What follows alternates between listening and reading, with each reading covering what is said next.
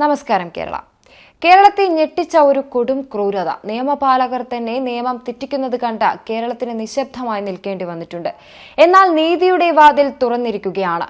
Police കസ്റ്റഡിയിലിരിക്കെ Thamir Jifri കൊല്ലപ്പെട്ട കേസിൽ 4 പോലീസുകാരെ CBI അറസ്റ്റ് ചെയ്തിരിക്കുന്നു.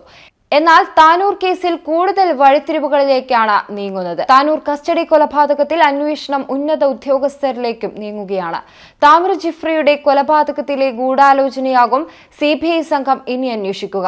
പോലീസ് ഉന്നതരുടെ ഫോൺ രേഖകളും CBI പരിശോധിക്കും. മറ്റൊരു സബ് ഡിവിഷൻ പരിധിയിൽ നിന്നാണ് ഡാൻസ് ഓഫ് സംഘം താമിർ ജിഫ്രിയെ പിടികൂടുന്നത്. ഇത് SP, DYSP എന്നിവരുടെ അനുമതിയില്ലാതെ കഴിയില്ല എന്നാണ് CBIയുടെ നിഗമനം.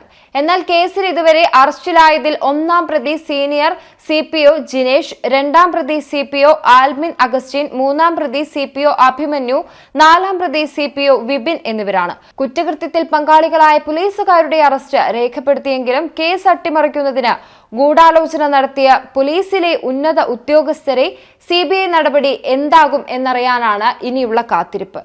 യഥാർത്ഥത്തിൽ എന്താണ് താനൂർ കസ്റ്റഡി കൊലപാതകം? ജിഫ്രിക്ക് സംഭവിച്ചതും എന്താണ്? 2023 ആഗസ്റ്റ് 1 പുലർച്ചെ താമിർ ജിഫ്രിയെ ലഹരി മരുന്ന് കൈവശം വെച്ചതിന് കസ്റ്റഡിയിൽ എടുത്തെന്നായിരുന്നു പോലീസിന്റെ വിശദീകരണം. താനൂർ ദേവദാർ മേൽപ്പാലത്തിന് സമീപത്ത് വെച്ച് പുലർച്ചെ 1:45 താമിർ ജിഫ്രി അടങ്ങുന്ന 5-അംഗ സംഘത്തെ 18.5 ഗ്രാം MDMA-യുമായി കസ്റ്റഡിയിൽ എടുത്തെന്നായിരുന്നു പോലീസിന്റെ നിലപാട്.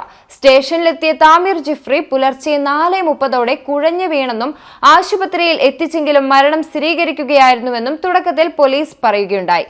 താമിർ ജിഫ്രി നേരത്തെയും ലഹരി മരുന്ന് കേസിൽ പ്രതിയാണെന്നും 3ഓളം കേസുകൾ ഉണ്ടെന്നും പോലീസ് അന്ന് പറഞ്ഞിരുന്നു.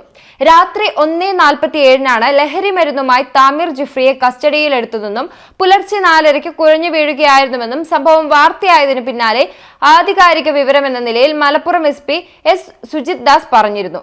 താനൂർ ദേവദാർ പാലത്തിന് സമീപത്ത് വെച്ചാണ് പുലർച്ചെ താമിർ ജിഫ്രിയെ പോലീസ് കസ്റ്റഡിയിലെടുത്തതെന്നും DYSP PP ബെന്നിയും പറഞ്ഞിരുന്നു.